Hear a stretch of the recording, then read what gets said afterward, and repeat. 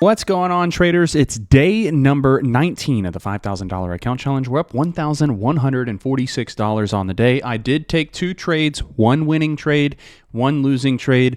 The losing trade was so obsolete. Didn't really matter, but there was an error that happened. We'll walk you through it.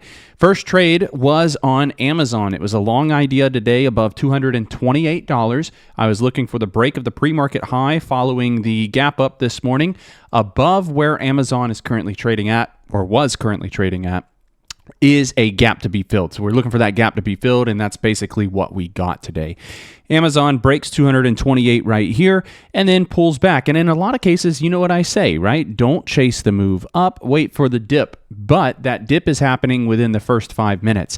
And this is where this trade kind of, I think, leaves some of the traders today behind in the dust as I was taking this trade, because I polled the Discord server and a lot of the members in the server actually didn't take this trade. So let me show you what I saw that caused me to take it.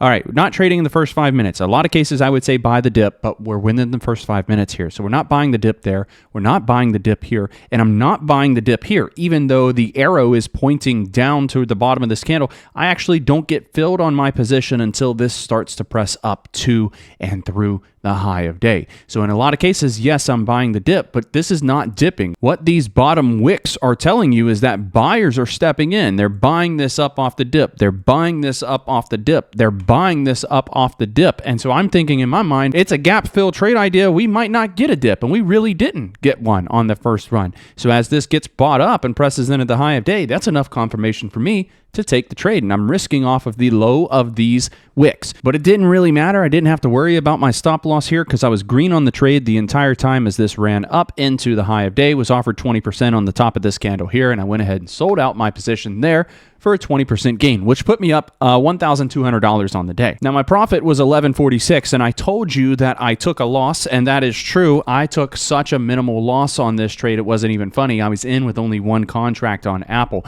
I was breaking the rules here, but for good reason. We had a symmetrical triangle on Apple that started to break out there.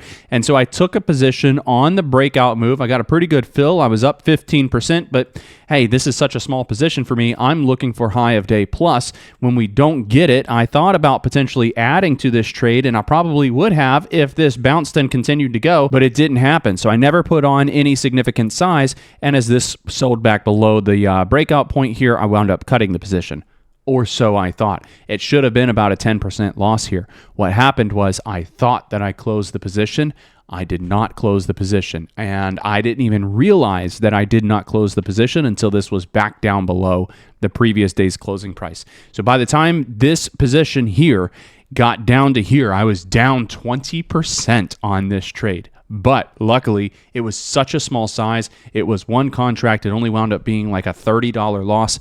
Not that big of a deal. Talk about getting lucky on sizing down on a position. I mean, this is it for me. So you might ask, well, Gates, why did you size down on this position if you thought that it was going to break out and run? I'll tell you why, because I was already up $1,200 on the previous trade. I've had a pretty good week so far. I mean, yesterday I made $718. The day before that, I made $1,024. The day before that, I made $951. I mean, that's been this week so far. So being up nearly $4,000 on the week, I just didn't feel the need to continue to press the envelope. It's not always about how much money can you make, how much money can you make, how much money can you make.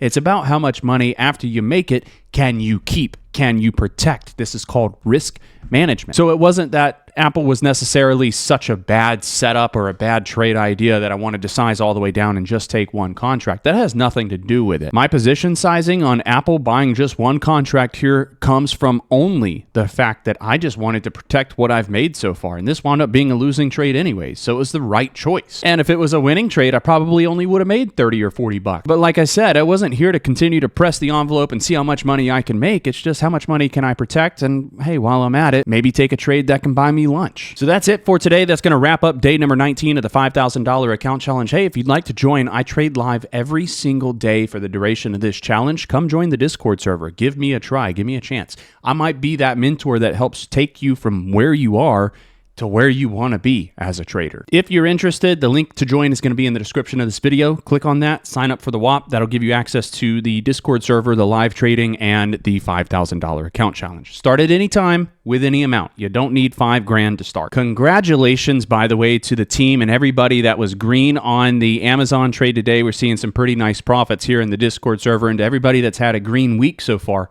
also, congratulations to you. Thank you so much for your time. I hope that this video has helped, and we will see you tomorrow for day number 20 of the $5,000 account challenge.